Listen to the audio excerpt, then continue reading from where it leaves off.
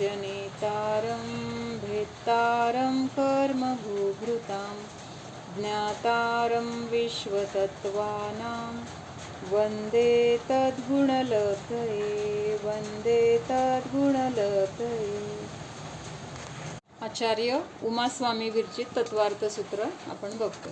तर ह्याच्यामध्ये आपण काल थोडेसे नय बघत होतो। नय कशाला म्हटलंय तर जो वस्तूच्या एका अंशाचे कथन करतो किंवा वस्तूच्या एका अंशाला जाणतो तर तो काय आहे, नय म्हटला जातो। मग ह्या नयाचे आपण 4 प्रकार बघितले, म्हणजे अजून त्यातले 2च मुख्यतेने बघितले। व्यवहार नय, व्यवहार नय म्हणजे काय आहे की एक उपचार आहे। उपचार म्हणजे जे खरं वस्तूचं स्वरूप जसं आहे तसं तर दाखवत नाही, पण व्यवहार चालण्यासाठी आपल्या संयोगातल्या गोष्टींना तिथं आपलं म्हणून तिथं म्हटलं जातं किंवा तसा आरोप केला जातो। हे माझं घर, हे माझं शरीर, असं काय केलं जातं त्या वस्तूवर, ती वस्तू कायमची आपली नसताना किंवा आपल्या स्वरूपामध्ये नसताना सुद्धा त्याला आपलं म्हटलं जातं। तर हे काय आहे, ह्यालाच व्यवहार किंवा उपचार असं म्हटलेलं आहे। मग ह्या व्यवहार नयाचे आपण काल 2 भेद केले। पहिल्यांदा कुठले भेद केले, एक सद्भूत आणि एक असद्भूत। सद्भूत कशाला म्हटलंय की ज्याचं अस्तित्व, सत म्हणजे असणे, काय असणे, त्याचं अस्तित्व आहे तर त्याला सद्भूत म्हटलेलं आहे। आणि असद्भूत कशाला म्हटलेलं आहे की ज्याचं अस्तित्व तसं तर नाही पण तसं मानलं जातंय, तर तो काय आहे, असद्भूत व्यवहार नय असं म्हटलेलं आहे। म्हणजे ह्याला एका अपेक्षेने खोटं पण म्हटलं जातं, कारण जी गोष्ट आपली नाही त्याला आपण आपली म्हणतोय।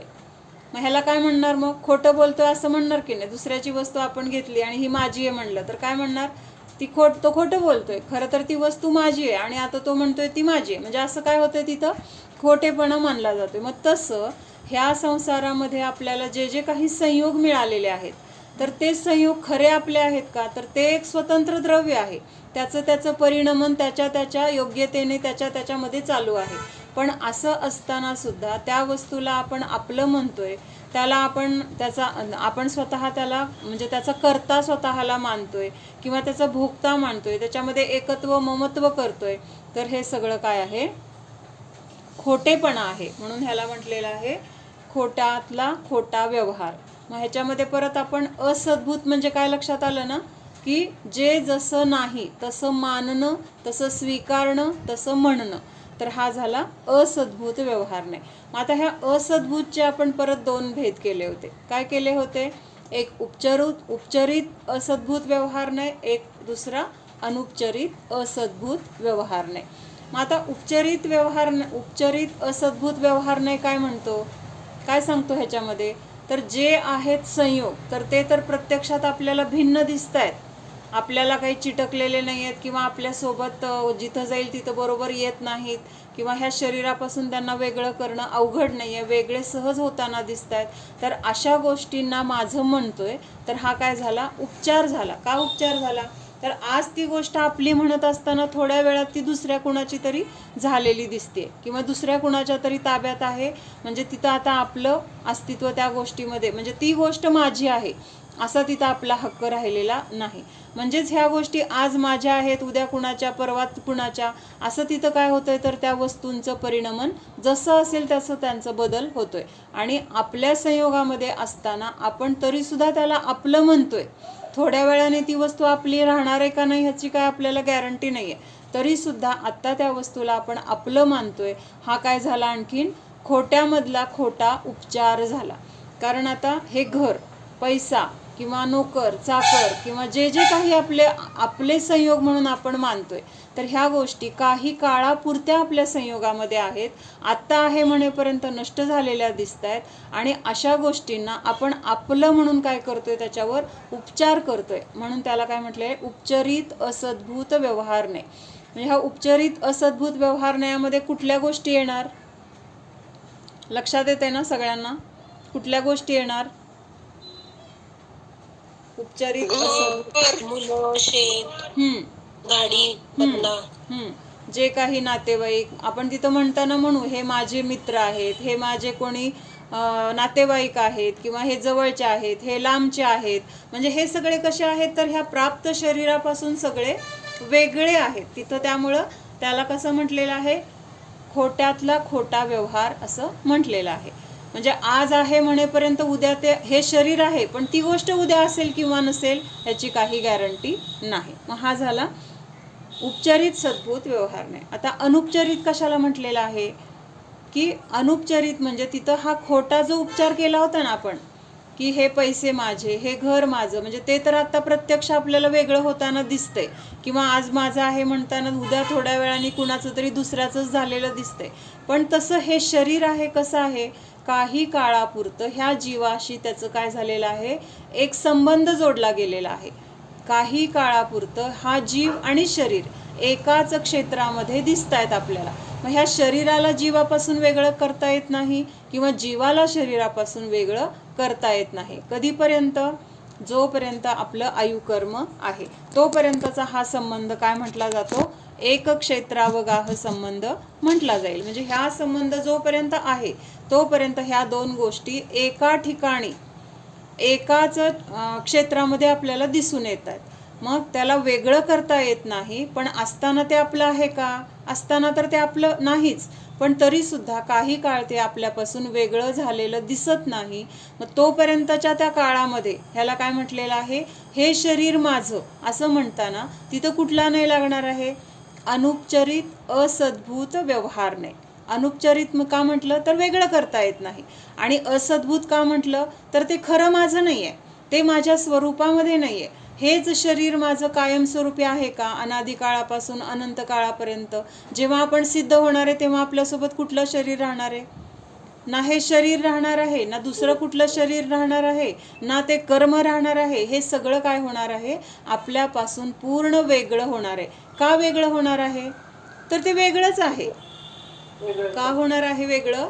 ते वेगळंच आहे. ते आपल्या स्वरूपामध्ये नाही. स्वरूपामध्ये नाही म्हणजे आपल्या जीवाचं ते स्वरूप नाही. कारण ह्या सगळ्या जे काही आपल्या संयोगामध्ये असलेल्या गोष्टी आहेत ना, तर ते काय आहेत? कुठलं द्रव्य आहे? पुद्गल द्रव्य आहे. ह्या पुद्गल द्रव्याचं जे काही स्वरूप आहे ते काय आहे? स्पर्श, रस, गंध, वर्ण असं त्याचं काय आहे? तर स्वरूप आहे, किंवा ते मूर्तिक आहे, आपल्या डोळ्याला दिसणारं आहे, त्याला रंग आहे, त्याला वास आहे, त्याचं काहीतरी स्पर्श आहे. मग हे सगळे गुणधर्म माझ्या जीवामध्ये आहेत का? नाही आहेत. जीवाचं स्वरूप कसं आहे? वास येतो का जीवाचा? जीवाला स्पर्श करू शकतो का आपण? जीवामध्ये रस आहे का? जीवामध्ये गंधगुण आहे का? नाही. हे सगळे गुण काय आहेत? तर ह्या पुद्गलाचे आहेत. पण काही काळ हे पुद्गल द्रव्य माझ्या संयोगामध्ये आहे, त्यामुळं तिथं काय म्हटलं जातं? की हे माझं घर, हे माझं शरीर. पण तिथं काय आहे? कालमर्यादा आहे. आता बाहेर उपचाराने ज्या गोष्टींना आपण आपलं म्हणत होतो, घरदार वगैरे, हे तर कसं आहे? आत्ता आहे म्हणेपर्यंत नसेल. शरीराचं पण सांगता येत नाही. आयुकर्म संपलं की आता आहे म्हणेपर्यंत ते नष्ट पण होऊ शकतं. पण ह्या बाहेरच्या गोष्टी ह्या शरीरापासून भिन्न आहेत, शरीरापासून वेगळ्या आहेत. त्याला आपण काढून ठेवू शकतो, दुसऱ्यांना देऊ शकतो, किंवा आपल्याला नको असेल तर त्याचा त्याग करू शकतो. तसं ह्या शरीराचा आत्ता आपण त्याग करू शकत नाही. त्या अपेक्षेने इथं काय म्हटलेलं आहे? शरीराला अनुपचारित असद्भूत व्यवहार नाही. ह्याच्यातून आपल्याला भेदज्ञान काय होतंय? काय भेदज्ञान होतंय? अनुपचारित असद्भूत व्यवहार नयाने काय भेदज्ञान आपण ह्याच्यातून करू शकतो? उपचारित मधून तर झालं की आज माझ्या हातात पैसा आहे, थोड्या वेळाने तो माझ्याजवळ नाहीये, कुणाला तर दिला, माझा त्याचा संबंध संपला, म्हणजेच तो पैसा माझा नाही. हे घर माझं होतं, काही कारणास्तव नवीन दुसऱ्या घरामध्ये शिफ्ट झालो, आता ह्या घराशी माझा संबंध राहणार का? नाही. म्हणजे हे तर आपल्याला प्रत्यक्ष भिन्न दिसतंय. काय दिसतंय? प्रकट भिन्न दिसतंय. प्रकट भिन्न म्हणजे शरीरापासून ह्याचं अस्तित्व पूर्ण वेगळं, किंवा त्याच्यापासून भिन्न क्षेत्रामध्ये त्याचं अस्तित्व दिसतंय. म्हणजे ते माझं नाही हे तिथं आपल्याला लक्षात आलं. पण शरीर तर आपण जिथं जातोय तिथं आपल्या सोबत येतोय. कुठलीही क्रिया करताना आपल्याला हे शरीर सोबत आहे. मग तरी सुद्धा हे शरीर आपलं नाही हे आपल्याला कुणी दाखवून दिलं? अनुपचारित असद्भूत व्यवहार नयाने दाखवून दिलं. म्हणजे ह्याच्यातून भेदविज्ञान काय झालं? की जरी हे काही काळापुरतं ह्या शरीराच्या संयोगामध्ये जीव राहतोय, ह्या शरीराला वेगळं करू शकत नाही, किंवा जीव त्याच्यापासून वेगळा होऊ शकत नाही, तरी सुद्धा हे शरीर सुद्धा काही काळानंतर नियमाने सुटतं. म्हणजे हे शरीर पण माझं नाही. दोन द्रव्यातला आपण नसलेला संबंध बघतोय ना. नसलेला म्हणजे त्याचं अस्तित्व वेगळं आहे, माझं अस्तित्व वेगळं आहे. ह्या दोन द्रव्यांचा एकमेकाशी असा संबंध होत नाही की जसा जीवामध्ये जे गुण आहेत, काय आहेत, जीवामध्ये अनंत गुण आहेत किंवा एका द्रव्यामध्ये अनंत गुण आहेत, तर त्या द्रव्याचा त्या गुणांशी संबंध कसा आहे, कायमचा संबंध आहे. म्हणजे जीवामध्ये आता ज्ञान आहे, दर्शन आहे, शक्ती आहे, हे जे गुण आहेत हे जीवापासून कधी वेगळे होऊ शकतात का? कधी होऊ शकतात का? निगोदावस्थेमध्ये होते. त्याच्यानंतर तिर्यंच, नरक, देव, मनुष्य किंवा अजून पशुगतीमध्ये असताना वेगवेगळ्या कुठल्या कुठल्या शरीरांना धारण केलं. मग त्या शरीरामध्ये असताना सुद्धा ते अस्तित्व आपलं नव्हतं. म्हणजेच काय आहे तर ते बदलत गेलं. पण जीवामध्ये असलेला ज्ञानगुण निगोदामध्ये होता, नरक गतीमध्ये होता, तिर्यंच गतीमध्ये होता. काही जीव आता सिद्ध अवस्थेमध्ये आहेत किंवा अरिहंत अवस्थेमध्ये आहेत, त्यांच्यामध्ये सुद्धा हा जीव गुण ज्ञानगुण आहे की नाही, लक्षात येते का? म्हणजे हे जीवाचे किंवा प्रत्येक द्रव्याचे जे गुण आहेत, त्या त्या द्रव्यामध्ये असलेले त्या द्रव्याचे जे गुण आहेत, ते गुण त्या द्रव्यापासून कधीही वेगळे होत नाहीत. म्हणून त्या द्रव्यातील त्या गुणांचा त्या द्रव्याशी कसा संबंध आहे? नित्य तादात्म्य किंवा तादात्म्य संबंध म्हटलाय, खरा संबंध म्हटलाय. तादात्म्य किंवा संबंधाला म्हणजे कशाला म्हटलंय तादात्म्य संबंध? की जो कधीही एकमेकापासून नष्ट होणार नाही. म्हणजे त्या द्रव्यापासून ते गुण नष्ट होणार नाहीत किंवा ते गुण त्या द्रव्याला सोडून जाणार नाहीत, ते द्रव्य त्या गुणांना सोडणार नाही. म्हणजे द्रव्य आणि गुण ह्यांचा संबंध कसा आहे? एकमेक आहे. एकमेक म्हणजे कसा? तीनही काळामध्ये ते एकरूप असणार आहेत, एकमेकापासून ते वेगळे होऊ शकत नाहीत. म्हणून तिथं काय म्हटलंय? त्यांचा खरा संबंध, असलेला संबंध. आता असलेला आणि नसलेला संबंध लक्षात येते का बघा. द्रव्य आणि गुण ह्यांचा संबंध कसा आहे? कायम सोबत आहेत, एकमेकांना सोडून ते कधीच राहणार नाही, त्यांची ताटातूट, त्यांच्यामध्ये भेद कधीच होणार नाही. ह्या अपेक्षेने कसं आहे ते? त्यांचा असलेला संबंध, खरा संबंध आहे ना. खरा संबंध कशाला म्हटलं जातं? व्यवहारात सुद्धा म्हणतो ना, ते खरे नातेवाईक आहेत. का खरे नातेवाईक आहेत? तर प्रत्येक आमच्या प्रसंगामध्ये, आमच्या अडीअडचणीमध्ये, आमच्या सुखदुःखामध्ये आमच्या सोबत असतात, एक व्यवहाराने बरं का. म्हणजे आता आपण व्यवहार जगताना असं बोलतो ना, त्या अपेक्षेने. म्हणजे तिथं सुद्धा खरं आणि खोटं कशाला म्हटलंय? की जे आपल्याला नेहमी आपल्या सोबत असतं त्याला आपण आपलं किंवा खरा संबंधी म्हटलं जातं. पण हे तर व्यवहारात झालं. आता द्रव्य दृष्टीने जर आपण बघायला गेलो तर खरा संबंध कुणाचा आहे? तर द्रव्याचा त्यांच्या गुणाशी किंवा गुणाचा त्यांच्या द्रव्याशी कसा संबंध आहे? खरा संबंध. का म्हटलंय खरा संबंध? तर हे द्रव्य आणि गुण कधीही एकमेकांना सोडून वेगळे होत नाहीत, एकमेकांपासून म्हणजे भेद किंवा त्यांच्यामध्ये भिन्नता कधीही येत नाही. म्हणून हा खरा संबंध म्हटले. पण आपण आता व्यवहारात किंवा व्यवहार नयाने जे म्हणतोय ना माझं माझं, तर त्यांच्यामध्ये काय बघितलं आपण? दोन द्रव्यामध्ये नसलेला संबंध आपण बघतोय. खरा संबंध आहे का ह्या शरीराचा जीवाशी? आहे का? नाही. शरीराचा जीवाचा घराशी, जीवाचा मुलांशी, जीवाचा पैशाशी, जीवाचा दागिन्यांशी खरा संबंध आहे का? हा कसा संबंध आहे? एक जोडलेला वरवरचा संबंध आहे. म्हणताना म्हटलं जाईल, पण प्रत्यक्षात ते वेगळं होताना दिसतंय, नष्ट होताना दिसतंय. त्या अपेक्षेने काय आहे तर त्यांचा संबंध खरा नाही. म्हणून तिथं काय म्हटलेलं आहे? दोन द्रव्यामध्ये नसलेला संबंध तिथं काय करतात? दाखवतात. मग कुठल्या रूपाने दाखवला? तर ह्या व्यवहार रूपाने. आता मला ह्यांच्या संयोगात राहायचंय, मग तो व्यवहार नीट चालण्यासाठी मी म्हणणार हे माझं घर आहे, ही माझी मुलं आहेत, हे माझ्या वस्तू आहेत, किंवा हे माझं शरीर आहे, किंवा ह्या शरीराची ओळख ती माझी ओळख आहे, असं म्हटलं जाणार आहे. पण ही आपली ओळख कायमची आहे का? कायम हेच शरीर राहणार आहे का? हेच कायम माझं नाव राहणार आहे का? आत्ता ह्या भावामध्ये मला जे काही शिक्षण घेतलेलं आहे, जे काही कला मी शिकलेले आहे, जे काही मला येतं तेच मला पुढच्या भावात पण माझ्यासोबत येणार आहे का? तर नाही आहे. तर हे कसं आहे? काही काळापुरतं आहे. म्हणून ह्याला काय म्हटलेलं आहे? असद्भूत असं म्हटलेलं आहे. मग नसलेला संबंध म्हणजे आता व्यवहारात एक उदाहरण सांगतात आम्हा, की एक नवरा बायको आहेत, म्हणजे नुकतंच लग्न झालेलं आहे आणि दोघंच राहत आहेत. आणि मग एक दिवस काय होतं, एक माणूस त्यांच्या घरामध्ये येतो आणि तो माणूस येतो आणि तिथं बसतो. मग त्या बायकोला काय वाटतं की नवऱ्याकडचा कोणीतरी माणूस असेल आणि म्हणजे नवऱ्याचा नातेवाईक ह्या अपेक्षेने मग ती त्याचा आदरातिथ्य करते, पाणी देते, चहा पाणी, मग तो तिथंच थांबलेला आहे. मग परत आता जेवायला, तेवढ्यात जेवायला वगैरे पण करते ते त्याच्यासाठी, आणि तेवढ्यात नवरा येतो. आता नवऱ्याला काय वाटतं की हा बायकोकडचा कोणीतरी नातेवाईक असणार आहे, मग तो पण त्याच्याशी आदराने बोलतोय, त्याला जेवायला वगैरे आग्रहाने बोलवतोय, तिथं जेवण वगैरे सगळे मिळून करतायत, आग्रह वगैरे होतोय. आणि मग जेवण वगैरे झाल्यानंतर गप्पा मारायला बसले. मग आता गप्पा मारताना आता काहीतरी विषय, मग तिथं त्या काय नातं आहे तुमचं, नवरा काय म्हणतो, म्हणजे बायकोचं तुमचं काय नातं आहे, म्हणजे तुम्ही कुठल्या गावचे आहे, किंवा काय म्हणजे काका मामा वगैरे असं काय नातं आहे. मग तेव्हा तो काय म्हणतो, नाही ती काय म्हणते, नाही अगोदर नवरा बायकोला त्या दोघांचं बोलणं होतं, आणि मग बायको म्हणते की तुमच्या त्यांना हे द्या, तुमच्या त्यांना ते द्या. मग तो त्यावेळेस तो काय म्हणतो, तो कोणी माझा नातेवाईक नाहीये, तुझ्याच कोणीतरी माहेरचा आहे, मग तू काय पाहिजे ते त्याला दे. मग ती म्हणते माझ्या पण माहेरचं नाहीये. म्हणजे त्या दोघांच्या लक्षात येतं की हा माणूस तर ना नवऱ्याचा नातेवाईक आहे ना बायकोचा नातेवाईक आहे, म्हणजे ना माहेरचा आहे ना सासरचा आहे. मग दोघं जण त्याच्याजवळ जाऊन बसतात आणि त्याला विचारतात तुम्ही कोण आहे, कुठले आहे. मग तो सांगतो की हा अमुक अमुक गावचा आहे वगैरे. मग ते आमच्या घरी कसं काय आला तुम्ही. मग तो काय म्हणतो की तुमच्या दारामध्ये बोराचं झाड आहे. काय आहे, तुमच्या दारामध्ये बोराचं झाड आहे, आणि माझ्या पण घराच्या पुढं बोराचं झाड आहे. मग तुमच्या घरापुढं बोराचं झाड आहे, माझ्या घरापुढं पण आहे, मग आपण एकमेकांचे नातेवाईक नाही का झालो. कळतंय का कसा संबंध जोडला, काय संबंध आहे का.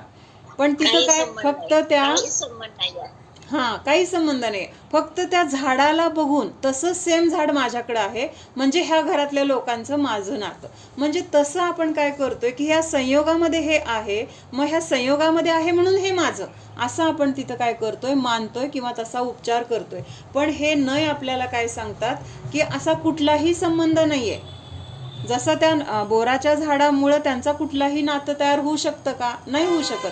तसं ह्या संयोगामध्ये हे घरदार पैसा हे सगळं काय आहे, तर संयोगामध्ये आहे म्हणून फक्त त्यांना माझं माझं म्हटलं जाईल. प्रत्यक्षात ह्याचा माझा काय त्या संबंधाला नाव दिलंय, त्या बोराच्या झाडाच्या संबंधाला बादरायण संबंध असं काहीतरी नाव आहे. म्हणजे बोराच्या झाड, हा संयोग तर आहे, पण ते अगदी स्पेशल त्या बोराच्या झाडावरून त्या संबंधाला, म्हणजे त्या आता त्या नवरा बायकोचा आणि त्या माणसाचा कुठला संबंध झाला, तर बादरायण संबंध असं तिथं म्हटलं गेलंय. एक हे सगळं उदाहरण आहेत आपल्याला समजण्यासाठी. उदाहरण आहे, काय संबंध नाही, उदाहरण फार पडले. म्हणजे तिथं तर कसं वाटतं की काय संबंध आहे, तुम्ही त्या झाडावरून आमच्या घरात शिरताय, खाताय पिताय, अगदी घरच्यासारखं राहताय, तर असं आपण तिथं म्हणू शकतो. पण तसं आत्ता आपल्या संयोगामध्ये ज्या ज्या गोष्टी आहेत त्या सुद्धा फक्त संयोगामध्ये आहेत, एवढंच कारण आहे. त्या संयोगामध्ये आहेत म्हणून त्याला माझं मानणं हे काय आहे, तर मिथ्यात्व आहे. म्हणून हे आपल्याला ह्या नयांनी काय सांगितलं की उपचारित असद्भूत नय सांगतो की काही संबंध नाहीये, फक्त संयोगात आहेत, म्हणून फक्त व्यवहार चालण्यासाठी त्यांना माझं म्हणा, पण त्यांना माझं मानू नका. अजून एक गोष्ट आम्हा सांगायच्या की एक माणूस हरवतो, म्हणजे स्वतः असं म्हणजे काहीतरी रस्ता विसरतो आणि कुठंतरी भटकत घर शोधत शोधत कुठं जातो, घर तर सापडत नाही, आणि कुठंतरी जंगलात जाऊन तो काय होतो, सगळंच काही म्हणजे स्वतःला विसरून किंवा स्वतःच्या घरापासून वगैरे दुरावतो. आणि त्या जंगलामध्ये तो सतत भटकतोय आणि रस्ता शोधतोय की आपलं घर वगैरे शोधायचंय किंवा माझं कोणी भेटतंय का वगैरे, ह्याच्यासाठी तो धडपडतोय. मग थोडे दिवसांनी त्याला घर तर सापडत नाही, पण थोड्या दिवसांनी काय होतं, आणखीन एक तिथं एक माणूस भेटतो त्याला, आणि तो पण माणूस काय आहे, ह्याच्यासारखाच घरदार सगळं हरवून किंवा विसरून असाच भटकत स्वतःचं घरदार शोधत तिथं आलेला आहे. आणि मग त्या दोघांची गाठ पडते. मग तू कोण आहे, मी असं सगळं माझं हरवलंय किंवा विसरलंय, सापडत नाहीये. मग तो दुसरा म्हणतो, त्याला विचारल्यावर तू कोण आहे, माझं पण सगळं हरवलंय. मग आपण कोण झाले, सेम झालो, तुझं पण हरवलंय माझं पण हरवलंय, मग आपण मिळून ते मग काय करतात, दोघं मिळून शोधूया असं ठरवतात. मग परत त्यांना पण सापडत नाहीये, परत तिसरा येतो, परत चौथा येतो, आणि मग तिथं काय होतं, अशी सगळी भटक्यांची टोळी जमते. सगळे कसे आहेत, भटकेच आहेत. कोण कुठून आलंय, कोण कुठून आलंय, पण तिथं सगळेजण काय करतायत, शोधतायत, काही ना काही शोधतायत, माझं घर, माझी वस्तू, माझे नातेवाईक. आणि आता ते शोधत शोधत काय झालंय, त्या सगळ्या संयोगामध्ये जमलेले भटकेच एकमेकांना एकमेकाचे नातेवाईक मानायला लागलेत. काय मानायला लागलेत, हा माझे कोण वडील आहे, भाऊ आहे, बहीण आहे, बायको आहे, मुलगी आहे, असं त्या भटक्यांमध्येच त्यांचं नातं निर्माण झालेलं आहे. तसं आपण सुद्धा काय आहोत, कुठल्या तरी गतीतून आलोय, कोण कुठल्या गतीतून, कोण कुठल्या क्षेत्रातून इथं आलेलो आहे. आणि आपण काय म्हणतोय, ही माझी आई, ही माझी मुलं, ही माझे वडील, हे माझे सासू सासरे, हे माझे नवरा, ही माझी बायको, असं तिथं आपण काय केलंय, त्या भटक्यांप्रमाणे आपण नातं जोडलेलं आहे. मग त्या भटक्यांमध्ये खरं नातं आहे का कुठलं, आहे का, काहीच नाही. तसं आता सुद्धा आपलं नातं खरं कुठलंच नातं नाहीये. काही काळापुरता आपण एका ठिकाणी आलेलो आहोत. दिग्देशे भे खगायेत्य संवत्संती नगे नगे, म्हणजे कुठल्या कुठल्या दिशांमधून, कुठल्या कुठल्या क्षेत्रावरून एका ह्या झाडावर येऊन ते पक्षी थांबलेत. किती काळासाठी थांबलेत, एका रात्रीपुरते थांबलेत. उद्या सकाळ झाली की काय होणार आहे, प्रत्येक जण आपल्या आपल्या दिशेला, आपल्या आपल्या कार्याच्या निमित्तामध्ये निघून जाणार आहे. तसं आपण पण इथं काही काळासाठी कुठल्या कुठल्या ठिकाणाहून आलेलो आहोत आणि परत आपण पण आपल्या आपल्या कर्मानुसार, आपल्या आपल्या गतीनुसार आपण पण निघून जाणार आहे. मग जोपर्यंत आहोत तोपर्यंत आपण काय करतोय, माझं माझं म्हणून त्याच्यामध्ये अडकतोय, त्याच्यामध्ये रागद्वेष करतोय. का होत आहेत रागद्वेष, माझं नाही तरी पण माझं मानले, आणि त्यामुळे तिथं आपल्याला त्याच्याबद्दल रागभाव तरी होतोय किंवा द्वेषभाव किंवा दुःख वगैरे होतंय. मग हे अनुपचरित असद्भूत व्यवहारने पण काय सांगतोय, तसं हे शरीर आत्ता जे मला मिळालेलं आहे ते सुद्धा माझं नाही. काही काळानंतर ह्याचा सुद्धा नियमाने वियोग होणार आहे. वियोग कुणाचा होतो, जे आपलं नाही त्याचा वियोग होतो. जे आपलं आहे त्याचा वियोग होतो का, आपण मगाशी बघितलं, द्रव्यामध्ये जे गुण आहेत त्या गुणांचा एकमेकांचा वियोग होणार आहे का, कधी नाही होणार आहे. का नाही होणार आहे, तर त्यांचा तो खरा संबंध आहे. असा संबंध आहे की तो कधीच एकमेकापासून एकमेकांना वेगळं करणार नाही. अनादि अनंत नित्य तादात्म्य संबंध त्यांचा आहे.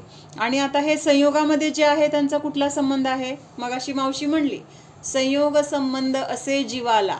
काय आहेत हे सगळे संयोग संबंध आहे, म्हणजे फक्त संयोगात आहे म्हणून तिथं आपलं म्हणून तिथं आपण संबंध जोडला आहे, पण हा संबंध खरा नाही. आणि पुढं काय आहे वाक्य, संयोग संबंध असे जीवाला म्हणून दुःखे असती तयाला. म्हणजे आपल्या दुःखाचं कारण काय, तर ह्या संयोगामध्ये आपण संबंध जोडलाय, त्या संयोगाने तो संबंध निर्माण केलेला नाही. ते संयोग तर कसे आहेत, पौद्गलिक आहेत, किंवा त्याच्यामध्ये ज्ञान नाही, त्यांना चेतना नाही, त्यांना काही सुखदुःखाचा अनुभव नाही, पण आपण त्या संयोगामध्ये संबंध जोडलाय. काय संबंध जोडलाय, हे माझं, हा संकल्प केलाय.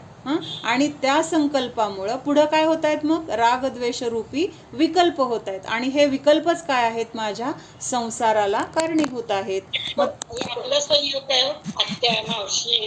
ह्या प्रवासामध्ये आपल्याला अशा अनेक संयोग जुडले गेलेले आहेत, पण त्याच्यामध्ये एकत्व करायचं नाही, त्याच्यामध्ये ममत्व करायचं नाही, कारण ते माझे खरे संबंधी नाहीत, त्यांच्याशी माझा खरा संबंध नाही.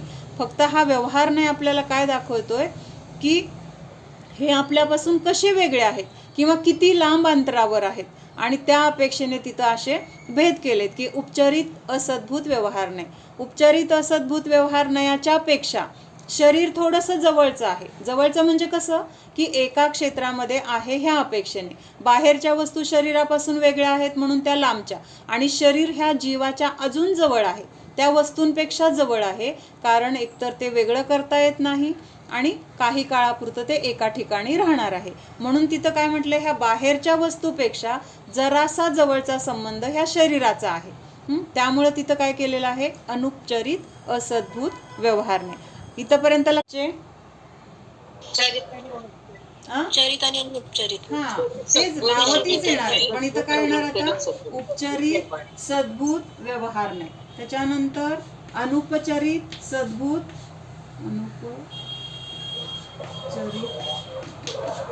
अनुपचरित सद्भूत व्यवहार नाही. वाचताना कसं वाचायचं लक्षात येते ना, उपचरित सद्भूत व्यवहार नाही, अनुपचारित सद्भूत व्यवहार नाही. आता सद्भूत त्या म्हणजे काय? सद्भूत व्यवहार आहेत ना दोन भाग. दोन्ही मध्ये येतात. असद्भूत मध्ये पण सेम हेच आहेत आणि ह्याच्यामध्ये पण दोन्ही मध्ये तेच येणार आहेत. म्हणजे सद्भूत मध्ये पण तेच आहेत. हा, सद्भूत मध्ये पण हेच नावं येणार आहेत, असद्भूत मध्ये पण नावं हेच येणार आहेत. फरक कुठं होतोय? तर उपचार काय केलाय सद्भूत मध्ये आणि अनुपचार काय केलाय सद्भूत मध्ये. उपचार काय केलाय असद्भूत मध्ये आणि अनुपचार काय केलाय असद्भूत मध्ये. आता असद्भूत मध्ये उपचार आणि अनुपचार काय केलाय हे तर लक्षात आलं सगळ्यांना? ते क्लिअर झालंय ना?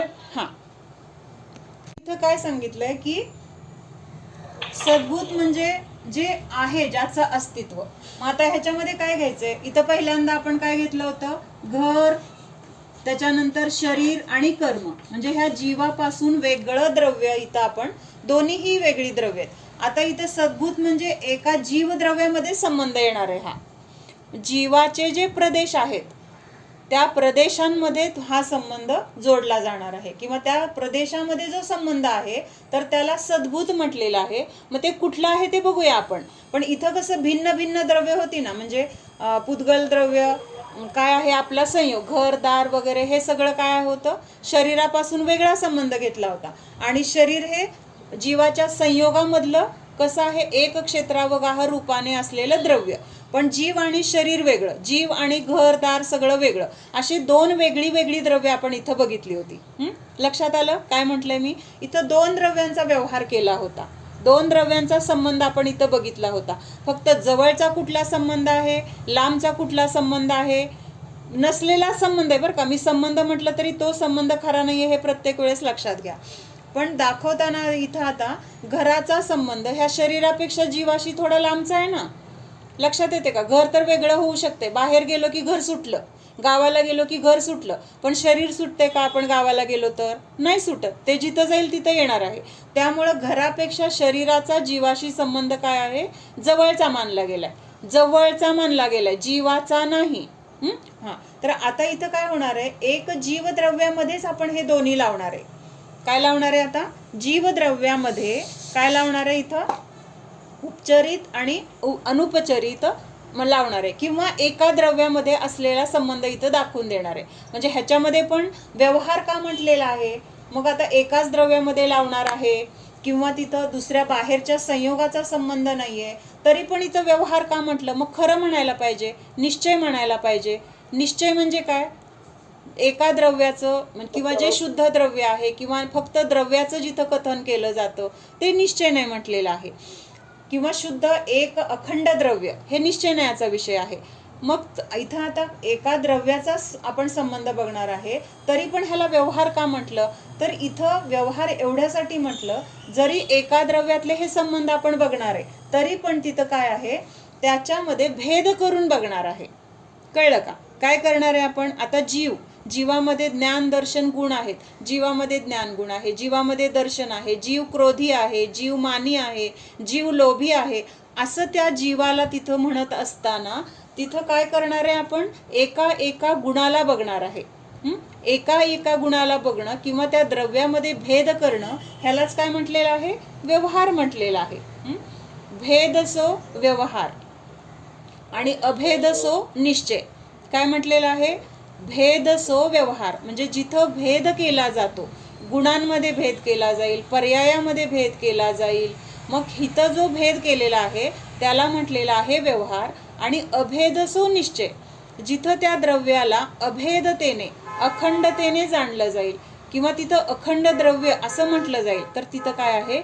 शुद्ध द्रव्य किंवा द्रव्यार्थिक नाही, मग त्याला तिथं निश्चय म्हटलं जाईल. लक्षात येते? अवघड वाटतंय का? त्या रागद्वेषामुळे तो जीव काय झालाय? मलिन म्हटला गेलाय. किंवा तिथं अनेक द्रव्य एका ठिकाणी आलेत. शरीर हे वेगळं द्रव्य आहे, जीव हे वेगळं द्रव्य आहे, कर्म हे वेगळं द्रव्य आहे, हे सगळं एकत्रित आहे. काय आहे? हे सगळं एकत्रित आहे, किंवा ह्या सगळ्यांचा संयोग एका ठिकाणी झालेला आहे, म्हणून तिथं आपण त्याला असद्भूत वगैरे म्हटलं होतं. असद्भूत का म्हटलं होतं? अनेक द्रव्यांचा संयोग आहे. जीवाच्या सान्निध्यात अनेक द्रव्य आहेत की नाही? किती पुद्गल द्रव्य आहेत आपल्या संयोगामध्ये? एक शरीर तर आहेच, पण ह्या शरीराच्या निमित्तात गोळा झालेलं घरदार जेवढा काही आपला परिग्रह आहे, तर तिथं ह्या असद्भूत व्यवहार नयाने त्या जीवाचा म्हटलं जाणार आहे. त्यामुळं तिथं अनेक द्रव्यांचं कथन आहे. पण आता इथं सद्भूतमध्ये काय म्हणणार आहे की एक जीव किंवा एक पुद्गल द्रव्य, एक धर्मद्रव्य, म्हणजे एकाच द्रव्याचं कथन आहे. त्यामुळे तिथं काय आहे, निश्चय आहे. निश्चय काय आहे तर अनेक द्रव्य नाहीये, तिथं एकाच द्रव्याचं किंवा शुद्ध द्रव्याला दाखवलेलं आहे, शुद्ध द्रव्याचं कथन आहे. त्यामुळे तिथं काय म्हटलेलं आहे, भेद न करता अखंड द्रव्याला जाणलं. किंवा एक आंबा, आंबा म्हटलं तर काय झालं, अखंड आंबा झाला की नाही, अखंड झालं की नाही, तिथं वेगळं काय आहे का, म्हणजे त्याच्यामध्ये अनेक आपण परत फोडी करू किंवा त्याचं वर्णन करू, गोड आहे, आंबट आहे, कसा आहे, काय, हे सगळं तर काय झालं, भेद झाला. पण जेव्हा आंबा आणला किंवा आंबा म्हणतो त्यावेळेस तो आंबा कसा आहे, एक अखंड आहे. म्हणून तिथं काय झालं, निश्चय किंवा त्याला सद्भूत म्हटलंय, कारण एका द्रव्याचा विषय आहे. मग त्या आंब्याचा रस काढून त्याच्यामध्ये थोडं तूप टाकलं, त्याच्यामध्ये थोडी साखर टाकली, थोडं दूध टाकलं, वेलदोडे टाकले, मग तिथं काय झाली, आता मिसळ झाली. काय झाली, तिथं मिसळ झाली. मग ते कुठं जाणार, असद्भूत मध्ये जाणार. तिथं प्युरिटी राहिली का, लक्षात येते का अवघड वाटतंय, विशाखा कुठे, भेळ का, आपण भेळ, एक शुद्ध द्रव्य जेव्हा असतं ना, तर त्याला निश्चय म्हटलंय. किंवा आता सोनं आहे, सोनं खाणीतून काढलं, मग त्यावेळेस तिथं काय आहे, त्याच्यामध्ये किट्ट कालिमा सगळं आहे. म्हणजे ते दगडी पाषाण, म्हणजे पाषाणासहित सोनं आहे, कालिमा आहे, घाण आहे, मलिनता आहे, पण त्याच्यामध्ये सोन्याचा अंश आहे की नाही. पण त्या खाणीतील त्या सोने रूपी त्या दगडाला काय म्हणणार आहे की अशुद्ध सोनं. काय म्हणणार आहे, अशुद्ध सोनं. अशुद्ध सोनं का म्हटलं, सोनं तर आहे तिथं, पण त्याच्यामध्ये बाकीचे संयोग मिसळले गेले, त्यामुळे त्या सोन्याला अशुद्ध म्हटलं. नंतर त्याला 16 ताव दिले. आता 16 ताव दिल्यानंतर ते काय झाली, सगळी कालिमा, सगळं किट्ट जे काय आहे ते सगळं निघून गेलं. आता तिथं शुद्ध सोनं राहिलं. मग आता ते शुद्ध सोनं जे आहे ना, तर ते कसं आहे, फक्त सोनं आहे, त्याच्यामध्ये घाण नाही, त्याच्यामध्ये दुसरा कुठला धातू नाही, दगड नाही, माती नाही, फक्त शुद्ध सोनं सोनं सोनं आहे. मग ते शुद्ध सोनं काय आहे, तर त्याला निश्चय म्हटलेला आहे. निश्चय म्हटलेला आहे. मग आता आपण सद्भूत आणि असद्भूत बघताना काय बघतोय की इथं असद्भूत म्हणजे अनेक द्रव्यांचा नसलेला संबंध दाखवला, जीव, पुद्गल, बाकीचं अजून जे काय असेल ते. पण आता इथं तर आपण काय बघणार आहे, फक्त एका द्रव्यातला संबंध बघणार आहे आपण. इथं अशा अनेक संयोग नाहीये, तिथं शरीर नाहीये किंवा तिथं बाकीचं घरदार, मुलं बाळ काहीच नाहीयेत. इथं फक्त एक जीवद्रव्य असेल, पुद्गल द्रव्य असेल किंवा विश्वातलं दुसरं कुठलंही द्रव्य असेल, पण ते एक द्रव्याला इथं विषय करणार आहोत, म्हणून त्याला काय म्हटलेलं आहे, सद्भूत. मग असं एक अखंड द्रव्य असताना सुद्धा किंवा एकाच द्रव्याचा विषय असताना ह्याला व्यवहार का म्हटलं, हा प्रश्न होता. त्याला पण आता निश्चय नाही म्हणायला पाहिजे ना, मग ह्याला व्यवहारात कशाला घातलं. तर ह्या अखंड द्रव्याचे पण आपण भेद करणार आहे. परत काय करणार आहे, ह्याच्यामध्ये ज्ञान गुण आहे, ह्याच्यामध्ये दर्शन गुण आहे, ह्याच्यामध्ये चारित्र्य गुण आहे, असं आपण एका एका गुणाला जाणणार आहे. ह्या द्रव्यामध्ये ह्या द्रव्याला जाणताना असे भेद केले जाणार आहेत.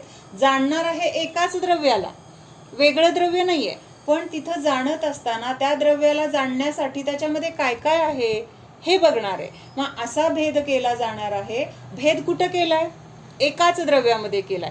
त्यांचे काय काय गुण आहेत तेच गुण आपण बघणार आहे, पण भेद केला म्हणून ह्याला काय म्हटलेलं आहे, व्यवहार म्हटलेलं आहे. व्यवहार का म्हटलं इथं लक्षात येते का, एका द्रव्याचा विषय असला तरी सुद्धा तिथं त्याच्यामध्ये भेद करून जाणतोय किंवा पर्याय रूपाने जाणणार आहे.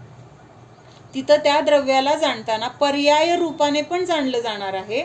मग पर्याय कुठं असते, पर्याय कुठं आहे, बाहेर दिसते ना, व्यवहारात आहे, द्रव्याचीच आहे, बरोबर आहे. हा, पण पर्याय असल्यामुळं तिथं त्याला काय म्हटलेलं आहे, व्यवहार म्हटलेलं आहे. इथंपर्यंत समजलं, लक्षात आलं कशासाठी व्यवहार म्हटलंय, किंवा सद्भूत आणि असद्भूत मध्ये कुठली द्रव्य येतात. ह्याच्यामध्ये अनेक द्रव्यांचा संयोग दाखवला आहे, त्यांचा संबंध दाखवला आहे, आणि ह्याच्यामध्ये इथं एकाच द्रव्याचा संबंध येणार आहे. मग आता इथं आपण समजा उपचरित मध्ये काय येणार आहे, जीवामध्ये काय आहे? राग द्वेष आहेत.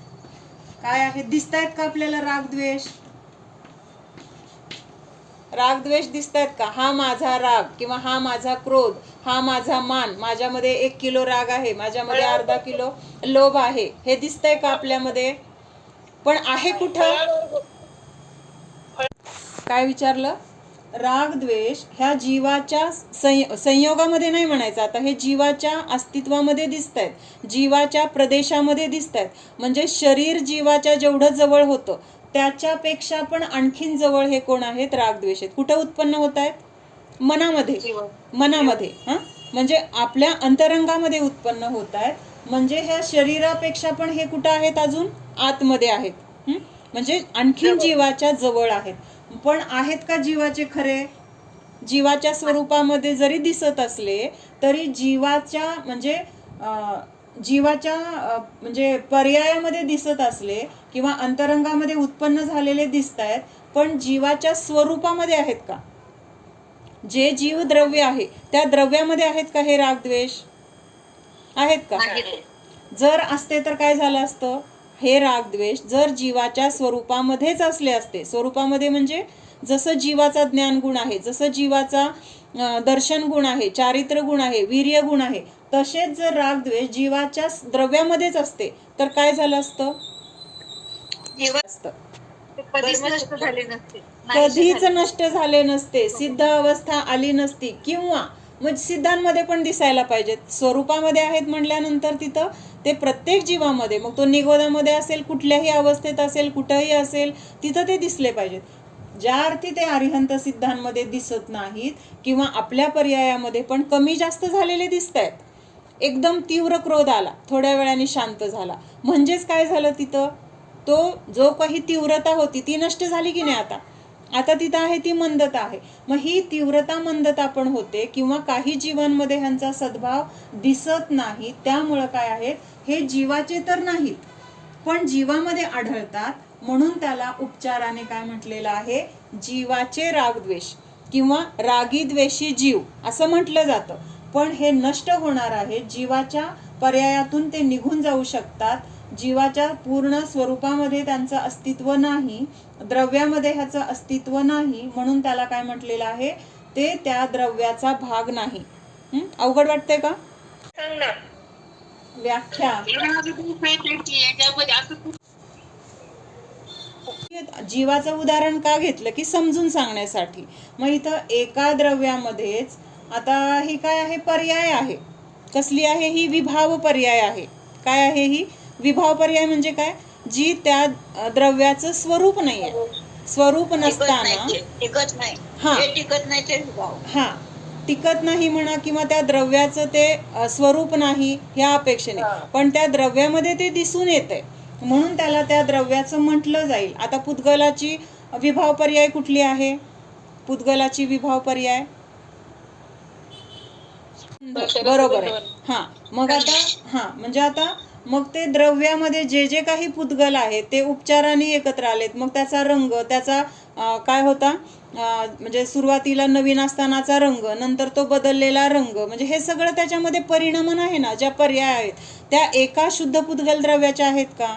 त्या स्कंद रूपाने निर्माण झालेल्या आहेत किंवा एकत्रित आल्यानंतर त्या सगळ्या जे काही स्पर्श, रस, गंध, वर्ण आपल्याला दिसतंय, म्हणून त्याच्या त्या काय झाल्या? विभाव पर्याय झाल्या. त्या स्वरूपामध्ये एका पुद्गल द्रव्यामध्ये सेम तसं सगळं नाहीये. त्याच्यामध्ये वर्ण, रस, गंध सगळं आहे, पण त्याची ती पर्याय वेगळी आहे. ही आता एकत्रितपणे ही पर्याय दिसते, त्याला विभाव पर्याय असं म्हटलेलं आहे. मग आता ह्याची व्याख्या कशी होईल? तिकडं घेतलंय, भावकर्माला इकडं घेतलंय, म्हणजे नो कर्म आणि द्रव्य कर्म आणि नो कर्म इकडं असद्भूत मध्ये घेतलंय. आणि हे कुठलं? भावकर्म. भावकर्म हे जीवाच्या पर्यायामध्ये आढळतं. कुठं आढळतंय हे? जीवाच्या परिणामामध्ये आढळते. विभाव भाव आहेत. कर्म कसे मग बाहेरूनच येतात ना? हो, सगळे हे म्हणजे जीवाच्या स्वरूपामध्ये नाही, बाहेरूनच सगळे येत आहेत किंवा जीवाचा त्यांचा संबंध नाहीच, म्हणून तर तिथं मग त्याला व्यवहार म्हटलंय. किंवा आता इथं तिथं भेद करून पण जाणतोय द्रव्याला आणि त्याच्यामध्ये त्या पर्यायामध्ये तिथं उत्पन्न होणारे जे विकारी भाव आहेत, तर त्या विकारी भावांना पण काय म्हटलेलं आहे, उपचरित सद्भूत व्यवहार नय असं म्हटलेलं आहे. रागादि जीव के एक समय की पर्याय में उत्पन्न होते हैं, सो उनको जीव के कहा उपचरित सद्भूत व्यवहार नैसे असं सांगितलं. व्याख्या सोडून आपण हे थोडंसं बघूया. आता हे जीवाच्या स्वरूपामध्ये नाहीत, पण जीवाच्या पर्यायामध्ये आढळून येत आहेत, म्हणून ह्यांना जीवाचे म्हटलं. मग ह्या संबंधाला काय म्हटलेलं आहे, उपचरित सद्भूत व्यवहार नाही.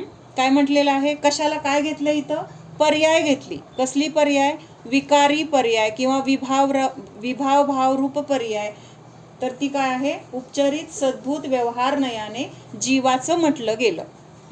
अद्भुत आहे ना, म्हणजे ते अस्तित्व आहे ना, मग ते राग द्वेष कसं काय आहे तिथं? जीवाच्या पर्यायामध्ये उत्पन्न होत आहेत म्हणून तिथं ते आणखीन पर्याय आहे ना, हा विकारी पर्याय आहे. बरोबर आहे, विकारी पर्याय आहे ना, म्हणजे हो बरोबर आहे. होणारी आहे ना, सद्भूत मध्ये कसं काय येते असं विचार. आता कसं केलंय माहिती का, पुढे गेल्यावर सुटलेत ना, पुढे गेल्यावर सुटलेत ना, जर ती सुटले म्हणती नसते तर ह्यांना प्रयत्न पण राहिले असते. तिच्या म्हणण्याने हे रागद्वेष पण इकडे घ्यायला पाहिजे होते असं म्हणायचंय का तुला? हो हो, हा नाही ते जीवामध्येच उत्पन्न होतात म्हणून त्याला हा म्हणजे जीवाच्या पर्यायामध्येच दिसत आहेत ते. जीवाच्या एका समयाची जी पर्याय उत्पन्न होते ना, त्या पर्यायामध्ये दिसत आहेत. म्हणजे जीवाशी इतके एकरूप झालेले दिसत आहेत, त्यामुळे तिथं ते ह्या, आणि म्हणून त्यांना उपचार म्हटलं की, मग जीवाचे नाही आहेत म्हणून उपचार तर म्हटलं, उपचरित म्हटलंय ना, पण जीवाच्या अगदी पर्यायामध्येच दिसून येत आहेत. किंवा त्या रागद्वेषाने रहित जीव दिसतोय का संसारामध्ये? कुठलाही जीव बघ, भले मंद कशा असतील तीव्र कशा असतील, पण कषायांनी सहितच जीव आहे. किंवा जीव बघायला गेलो तर आपल्याला सापडणारच नाहीये कषाय रहित जीव, कारण सिद्ध भगवान आपल्याला दिसत नाहीयेत. अरिहंत आत्ता आपल्या म्हणजे आत्ताच्या आपल्या पंचम काळामध्ये नाही आहेत, म्हणजे ते कसे आहेत तर रागद्वेषाने रहित अवस्थेमध्ये आहेत. पण आत्ता आपल्याला ह्या संसारी अवस्थेमध्ये किंवा आपल्या संयोगामध्ये जे जीव दिसत आहेत, तर ते सगळे रागद्वेषाने सहित दिसत आहेत. म्हणजे काय, त्यांच्या पर्यायामध्ये राग आहे. म्हणून मी पहिल्यांदा म्हटलं, रागद्वेष दिसत आहेत का, जसं शरीर दिसतंय, घरदार दिसतंय, तसं हे दिसत नाहीयेत. पण दिसत नसताना सुद्धा त्या जीवाच्या पर्यायामध्ये ते आढळून येत आहेत, म्हणून त्यांना त्या जीवाचे म्हटलं गेलं. जीवाचे म्हटलं गेलं म्हणून त्याला सद्भूत म्हटलं, त्या अपेक्षेने, बरं का, त्या अपेक्षेने. भले ते नष्ट होणार आहेत पुढं, आणि म्हणून तिथं काय झाला, तो उपचार झाला. उपचार म्हणजे पण परत काय आलं, खोटा व्यवहार, खोटं म्हणजे खरं नाही आहे. तिथं सुद्धा ते एक आहेत म्हणून म्हटलं जातं. जसं आपण एक उदाहरण बघितलं होतं, आमच्या घरामध्ये चोरी झाली, मग काय झालं, थोड्या दिवसांनी चोर सापडला. मग ते चोर ओळखण्यासाठी आपल्याला तिथं पोलीस स्टेशनला बोलवलं. मग तिथं गेल्यानंतर 4-5 होते. मग त्याच्यातला बरोबर एकाला बघितलं की आपल्या लक्षात आलं की हाच माझ्या घरामध्ये चोरी करायला आला होता. मग आपण काय म्हणतो, हा आमचा चोर. काय म्हणणार तिथं, हा आमचा चोर. मग त्या चोराचं आपल्याशी संबंध किंवा आपल्या घराशी त्याचं काही देणं घेणं आहे का, किंवा आपल्या घरातला तो मेंबर आहे का, जसं आपले आई वडील, मुलं बाळ किंवा नवरा बायको, हे ज्या हक्कानी त्या घरामध्ये राहतात, ज्या नात्यानी किंवा ज्या संबंधांनी राहतात, तो संबंध त्या चोराचा आहे का आपल्याशी? नाहीये. मग त्याला आपलं का म्हटलं, तर ह्या नयाने म्हटलं. कुठल्या नयाने म्हटलं, तो चोर माझा आहे कारण तो माझ्या घरात आला होता. का म्हटलं, तो माझ्या घरात दिसला होता, त्यांनी माझ्या घरातल्या येऊन वस्तू चोरलेलं मी बघितलंय, म्हणून त्याला काय म्हटलं की तो आमचा चोर. मग आता आपल्या वस्तू तिथं मिळाल्या किंवा त्या चोराला आपली ओळख, आपण त्याला ओळखून ती ओळख पटली, त्याच्या पुढं आपण त्या चोराला आणून ठेवणार आहे का आपल्या घरामध्ये, आपल्या घरातला चोर म्हटलं म्हणून? काही संबंध नाहीये. फक्त काही काळापुरता, तेवढ्या त्या रात्रीपुरता, किंवा तेवढ्या रात्रीमध्ये सुद्धा काही वेळासाठी त्यांनी येऊन चोरी केली, तेवढा वेळच तो घरात आलता. तेवढ्या वेळावरून सुद्धा आपण त्याच्यावर काय आरोप केला, आमचा चोर. आमचा चोर असं म्हणतो की नाही आपण, हा आमचा चोर आहे, हा नाही बरं का आमचा चोर. एक आता उदाहरणासाठी आहे, तसं समजून घ्या. मग तसं आत्ता ह्या पर्यायामध्ये हे रागद्वेष उत्पन्न झालेले दिसत आहेत. ह्यांना जीवाचे का म्हटलं, तर आत्ता हे रागद्वेष जीवाच्या पर्यायामध्ये झालेले दिसत आहेत. आत्ता एकदम चीड आली, काहीतरी कुणीतरी काचेचं फोडलं, तिथं आपल्याला जास्त, किंवा तूप सांडलं, म्हणजे जिथं नुकसान झालेलं जास्त वाटतं ना, किंवा तूप वगैरे ह्या गोष्टीशी आपण फार जोडलेला असतो, त्यामुळे तूप जळलं की वाईट वाटतं, तूप सांडलं की वाईट वाटतं की नाही. मग तिथं काय होतं, लगेच चिडचिड झाली. मग ती चीड जी आली ना, तो जीवाचा तर स्वभाव नाही आहे, पण आत्ता मला चिडचिड झाली म्हणून त्यानं काय म्हटलंय, माझी चिडचिड झाली. मग मी काय म्हणणार, आत्ता माझी खूप चिडचिड झाली. पण ती चिडचिड हा माझा स्वभाव आहे का? नाही आहे. तर तो तर काय आहे, विभाव आहे. पण आत्ता माझ्या घरामध्ये तो दिसला. माझ्या घरामध्ये दिसला म्हणजे ह्या जीवाच्या पर्यायामध्ये दिसला. कळते का? जीवाचं घर कुठलं आहे, हे बाहेरचं घर जीवाचं नाही आहे. तर माझं अस्तित्व किंवा माझं जे काही परिणमन, जी काही माझी पर्याय, तर ती जीवाची पर्याय आहे आणि त्या पर्यायामध्ये तो रागद्वेष दिसला. म्हणून त्या अपेक्षेने उपचाराने त्याला काय म्हटलेलं आहे, उपचरित सद्भूत व्यवहार नाही किंवा उपचारित सद्भूत व्यवहार नयाने मी रागी झालो, मी द्वेषी झालो, माझ्याकडून असं असं कशाय झाले, असं तिथं म्हटलं जाईल. तर ते कुठल्या नयाने आहे, उपचरित सद्भूत व्यवहार नयाने. आणि रागद्वेष पण वेगळे, 3 गोष्टी वेगळ्या. काय काय, मन वेगळं, जीव वेगळं आणि रागद्वेष, तिघांचं अस्तित्व पूर्ण वेगळं आहे. पण एका ठिकाणी जेव्हा ते दिसले तर त्यावेळेस काय म्हटलं जाईल की ते त्याचे आहेत, त्याच्या घरात आहेत म्हणून ते त्याचे. दुसऱ्याच्या घरात गेले की ते दुसऱ्याचे. पण आत्ता माझ्या पर्यायामध्ये रागद्वेष झालेत, आत्ता माझ्या पर्यायामध्ये मान कशाय झालाय, आत्ता माझ्या पर्यायामध्ये लोभ झालाय, आत्ता माझ्या पर्यायामध्ये मायाचारी झाली. तर त्यामुळं मी काय म्हटलं की हे माझे रागद्वेष. हे जीवाचे विभावभाव आहेत असं म्हटलं जातं ना. हा, विभावभाव म्हटलं जाईल, रागीद्वेषी जीव म्हटला जाईल. पण ते कुठल्या नयाने असणार आहे, उपचरित सद्भूत व्यवहार नाही. मग ह्याच्यामध्ये असं सगळं काय काय बाकीचे पण येतील. काय येणार अजून, तुम्हाला काल उदाहरण करा म्हटलं होतं, केलती का? उपचरित सद्भूत व्यवहार नयाचं पण करा. मग सगळे कशाय विकार, आसक्तीचे भाव, वैरभाव, हे सगळं कशामध्ये येणार आहे, या उपचरित सद्भूत व्यवहार नयामध्ये येणार आहे. मग आपण म्हणजे मोह पण येणार ना. हा, मोह पण येणार. मोहाचेच प्रकार हे आहेत ना, भेद. रागद्वेष कशाचे, मोहाचेच 2 भेद झाले. आम्हा सांगायच्या की मोहाची नदी दुथडी भरून व्हायला लागली आणि मग त्याचे 2 तट पडले, एक राग आणि एक द्वेष, असं सांगायच्या आम्हा. म्हणजे मूळ तर मोहच आहे, त्या मोहाचेच हे 2 प्रकार पडलेत, एक राग आहे आणि एक द्वेष आहे. 3 जे कर्म आहेत, द्रव्यकर्म, भावकर्म आणि नो कर्म, तर त्यातलं भावकर्म इकडं घेतलं सद्भूतमध्ये, द्रव्यकर्म आणि नो कर्माला तिकडे असद्भूतमध्ये टाकलेलं आहे. पद्मानंदी पंचविंशतिका हा ग्रंथ चालू आहे मंदिरमध्ये, स्वाध्याय. तर तिथं आज माताजींनी त्याच्यामधली जी गाथा होती तर ते सांगितलं की प्रभू दर्शनाच्या द्वारे आपल्याला काय काय फायदा होतो. म्हणजे प्रभूंचं दर्शन केलं, कसं केलं, प्रभूंचं दर्शन भक्तिभावपूर्वक केलं. नुसतं जाऊन हात जोडले, पाया पडलो, निघून आलो, त्याला दर्शन म्हणत नाहीत.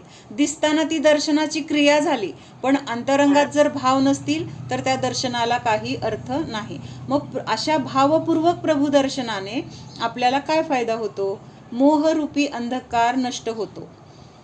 पहिल्यांदा सांगितलं की माझे नेत्र सफलतेला प्राप्त झाले. काय झाले, म्हणजे आपल्या प्रत्येक गोष्ट आपल्याजवळ जी आहे तर त्याचा वापर झाल्यानंतर किंवा ते आपल्याला वेळेला उपयोगी आल्यानंतर काय म्हणतो आपण, हां, ते खरं उपयोगी पडलं माझं. मग तसं माझ्या डोळ्यांची आज सफलता झाली. किंवा कशी सफलता झाली, तर माझ्या डोळ्यांना तुमचं दर्शन झालं. म्हणजे सगळ्यात महत्त्वाचं कार्य ह्या डोळ्यांचं काय आहे, तर एक देवदर्शन, जिनवाणीचं म्हणजे वाचन वगैरे करणं, हे तर काय आहे मुख्य त्याचं. हे जर झालं तर त्या नेत्रांची सफलता झाली असं म्हटलं जातं. त्याच्यानंतर सांगितलं की मग मोहरूपी अंधार नष्ट झाला. त्याच्यानंतर माझ्या चित्ताला मोक्ष सुखाची प्राप्ती झाल्याचा आनंद झाला. काय सांगितलं, म्हणजे आता प्रभूंना मोक्ष मिळालेला आहे.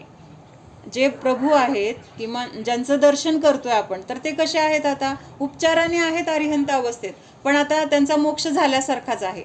म्हणून त्यांना तर आता मोक्षाची प्राप्ती झाली आहे आणि त्यांची ती मोक्षाची प्राप्ती, त्यांचा तो आनंद त्यांच्या चेहऱ्यावरून आपल्याला दिसतोय. आनंद म्हणजे काय, एक प्रकारची प्रसन्नता, शांती किंवा समाधान हे दिसते.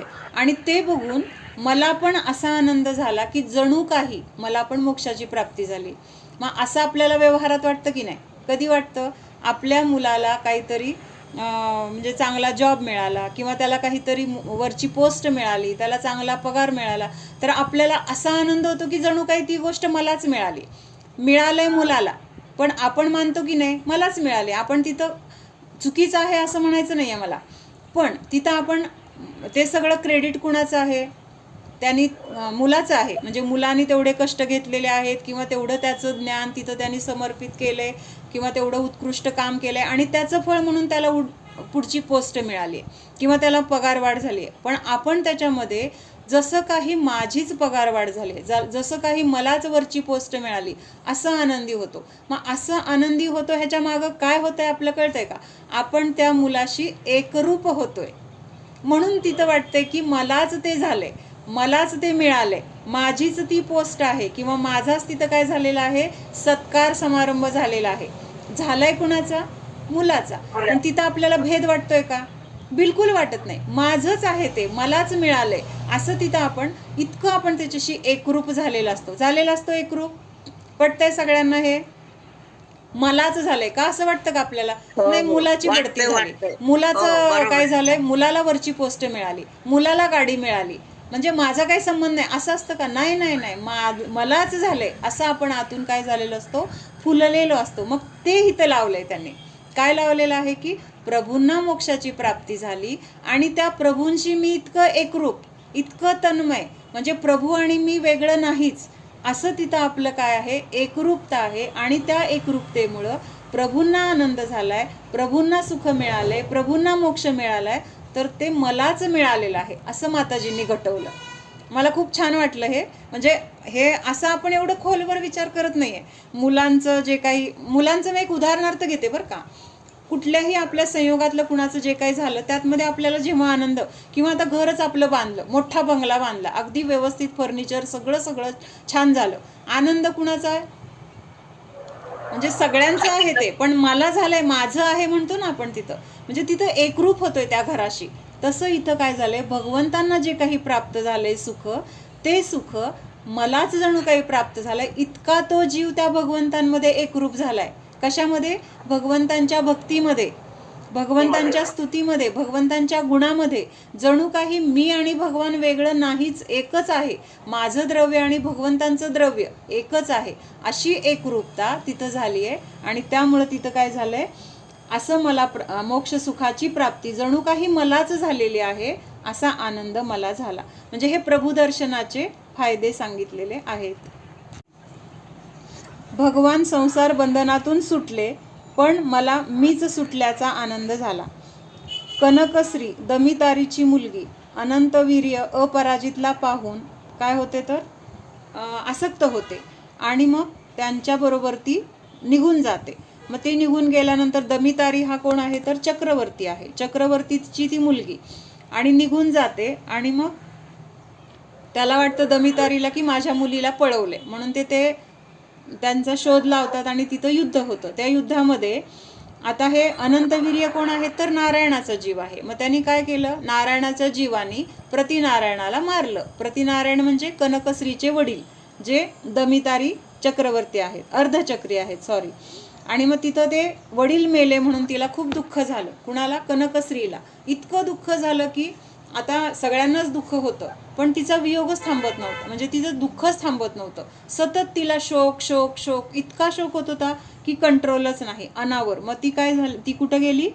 समोसरणामध्ये गेली आणि तिने विचारलं की मला असा शोक का होतोय, मला शोक कंट्रोल का होत नाही. मग त्यांनी सांगितलं की पूर्वभवामध्ये तू आर्यिकेचं काय केलेलं आहे? तर त्यांचा किळस केले आर्यिकेची. म्हणजे आर्यिकेला आहारदान दिलं. आहारदान दिल्यानंतर आर्यिकेला उलटी झाली आणि ती उलटी झाल्यानंतर तिथं किळस केलं. त्या किळस केलेल्या परिणामाचं फळ आत्ता काय मिळालेलं आहे तिला? असा वियोगाचं दुःख भोगावं लागतंय. म्हणजे किळस किती केली असेल तिने? अगदी काय 2 मिनटं 5 मिनटं, परत त्यातनं ती सावरली पण असेल, पण जास्तीत जास्त किती वेळ किळस केली असेल. पण तेवढ्या त्या परिणामांचं फळ तिला पुढच्या भवामध्ये वडिलांचा वियोग झालाय. प्रत्यक्षात ताटातूट तर झालीये, पण ती ताटातूट झाल्यानंतर सुद्धा तिला तिथं शोक आवरत नाहीये. मग हे फळ कशाचं? म्हणजे तिथं आपण परिणाम करताना बेसावध असतो. सहज सहज परिणाम होतात, किती घाण येते असं म्हणून जातो. किंवा एखाद्याला अम्मांनी सांगितलं, एखादा असं जेवतोय आणि जेवून झालं की परत काहीतरी खातोय, परत काहीतरी खातोय, लगेच काय म्हणतो, किती खदाड खाऊ आहेस. आपण एक समयामध्ये तो परिणाम केला, पण त्या परिणामाचं फळ आपल्याला पुढे जाऊन किती काय भोगावं लागेल हे आपल्याला ते परिणाम करताना कळत नाही. परिणाम एक समयाचा आहे, पण त्याचं फळ आपल्याला खूप काळामध्ये भोगावं लागतं. आणि कसं भोगावं लागतं? दुःख रूपाने. तिथं काय आनंद होणार आहे का? तिथं दुःखच भोगावं लागणार आहे. त्यांना उलटी झाली, त्याची किळस केली, त्याचं फळ म्हणून वियोग झाला. मग आता ती विचारते, ठीक आहे, हे तर मला वियोगाचं दुःख झालं, मग त्या अपराजितवर मी एवढी आसक्त का झाले? मग त्याच्याबरोबर पळून गेली ना ती. आता ती खूप मोठी गोष्ट आहे, मी तुम्हाला थोडक्यात सांगते. अपराजित म्हणून जो नारायणाचा जीव आहे त्याच्यावरती आसक्त झाली आहे, मला ह्याच्याशी लग्न करायचंय असं तिला का वाटलं? मग सांगितलं की पूर्वभवामध्ये ह्याच आर्यिकेचं दर्शन करून येत असताना तिथं काय झालंय, विद्याधराचं जोडपं दिसले. आणि त्या दोघांना पाहून त्यांचं ते म्हणजे प्रेम म्हणा किंवा एकमेकांना सोबत पाहून तिला असे भाव झाले की मला पण असं असावं. काय भाव झाले?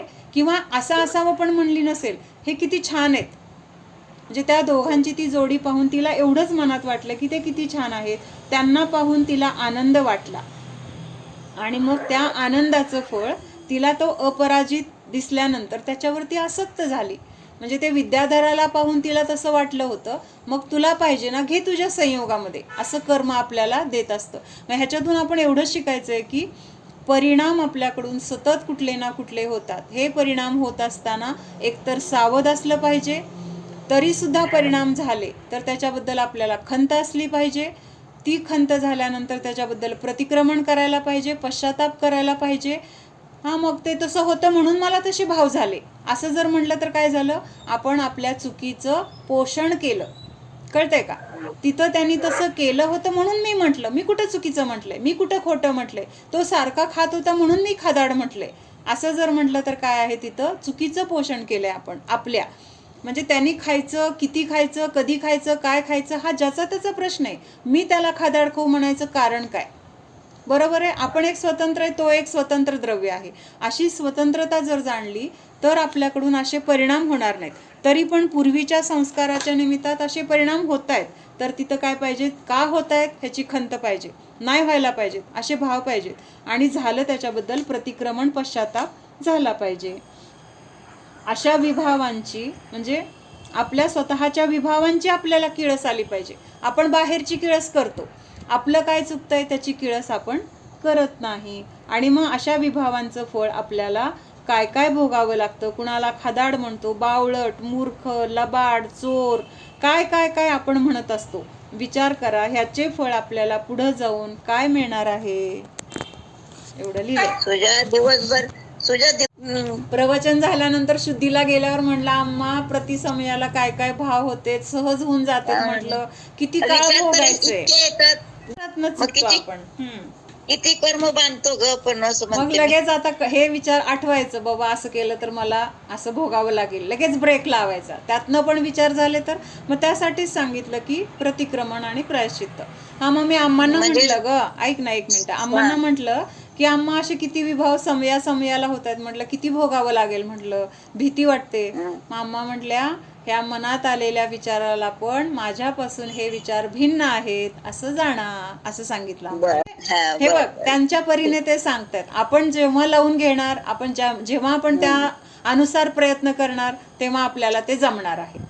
पण एकच वाक्य सांगितलं अम्मांनी की मनात आलेल्या विचारांना पण म्हणजे प्रतिक्रमण हे तर करायचंय बरं का, त्याचं सोडून द्यायचं असं नाही, पण ते विचार पण आले तर ते पण माझ्यापासून भिन्न आहेत. आता आपण दुसरा आपल्यापासून भिन्न आहेत, हे जीवामध्ये उत्पन्न झाले तरी जीवाचे कसे नाहीत हे सगळं आपण त्याच्यामध्ये बघणार आहे. म्हणजे हेच आपल्याला भेदविज्ञान होत जाईल ना, मग आपोआप आपल्याकडनं हे होणार नाहीये. म्हणजे तिथं ब्रेक लागत जाणार आहे. आपण सावध राहायला शिकणार आहे. आणि सावध राहायला शिकलं की मग परत आपल्याला न सावध राहता सुद्धा आपल्याकडनं चांगलंच आपल्याकडनं होणार आहे. म्हणजे असे विभाव त्यावेळेस होणारच नाही. असं करायचं की ते स्वतंत्र द्रव्य असताना मी त्या द्रव्याबद्दल राग द्वेष केले, जे काही विचार मनामध्ये आले ते विचार केले, तसं विचार करणं हा माझा स्वभाव नाही आहे. तसं विचार करायचं मला काही कारण नाही आहे. माझं काय कारण आहे, मला माझ्या स्वभावात राहायचंय. मला दुसऱ्याच्या, आपण हे सगळे विभाव करतोय ना, हे दुसऱ्याच्या उचापाती करतोय, अक्षरशः उचापाती करतोय बरं का. हा शब्द आपल्याला वाटेल म्हणजे वाईट किंवा चुकीचा बरोबर शब्द आहे. वाटेल, पण अक्षरशः आपण उचापत्या करतोय. भले आपण चांगलंच करतोय, पण परद्रव्यामध्ये धडपड करायला जातोय ना, विनाकारण जातोय, म्हणून ह्याला उचापत्या म्हटलेलं आहे. मग दुसऱ्याला आपण मदत केलेली असेल, दुसऱ्यासाठी आपण चांगलं केलेलं असेल, तरी सुद्धा त्याला उचापत्या म्हटलंय. का म्हटलंय तर ते परद्रव्याचं आहे ना. परफेक्ट सांगितली, आ? परफेक्ट सांगितले. तू उचापत्याच करतो, हा. आपलं सोडून परामध्ये सारखं जातो. परत सारखं जातं. मग त्यामुळे मग तिथं सावध राहणं, मग हे प्रतिक्रमण करायचं की हे माझं काम नाही आहे, पण हे संस्कारवश माझ्याकडून केलं जातंय, हे माझे सगळे दोष मिथ्या होत, मी माझ्यामध्ये राहो. प्रतिक्रमणामध्ये हे वाक्य, मी माझ्यामध्ये राहो, ह्याचा अर्थ काय, मला बाहेर कुठं भटकायचं नाही आहे, मला बाहेर कुठल्या द्रव्याचं काय चाललंय, काय उचापत्या बघायचं नाही आहे, मला त्यांना जाणण्याची जिज्ञासा नाही आहे. म्हणजे मला असं मंदिरात गेल्यानंतर असं वाटतं की कुणाकडे बघितलं ना लगेच भाव बिघडतात. येतच ग मावशी मनामध्ये काहीतरी येऊन जातं. बरोबर मग आहे, मी काय 100% करते माहिती का, बरोबर. 2 दार आहेत, मग एक समोरून जायचं आणि एक साईडनी जायचं. मग साईडनी जाते मी, म्हणजे पाठीमागं कोण बसले ते दिसतच नाही. साईडनी जाते आणि मग अम्मांच्या बरोबर समोर बसते. माझ्या मागं कोण बसलंय, कोण आलं, कोण गेलं बघायची भानगड नकोच वाटते. म्हणजे ते विकल्पांना आपण कसं टाळायचं. हे विचार मनाला विचार शिवले पाहिजे, तरच तसं येतं. संवादून झाले. हा? संपत नाही विषय. त्या मनाला आपण ते विषय तर पुरवायचे नाहीयेत. विषय समोर आल्यानंतर मन काय आहे, घसरतंय, माहित आहे आपल्याला, ते ऐकत नाहीये, उड्या मारतंय किंवा चंचल आहे. मग कमीत कमी विषय तर आपण तिथं, कमी विषय कसे जातील किंवा कसं आपण त्यापासून अलिप्त राहू, एवढं तर बघायचंय. म्हणजे मला हे कशासाठी सांगू वाटलं माहिती का, मग पुढं जाऊन बसलं ना, मला मागचे विकल्प काहीच नसतात. समोर कोण दिसतंय, एक भगवान आणि अम्मा, बास. बाकीचे विकल्प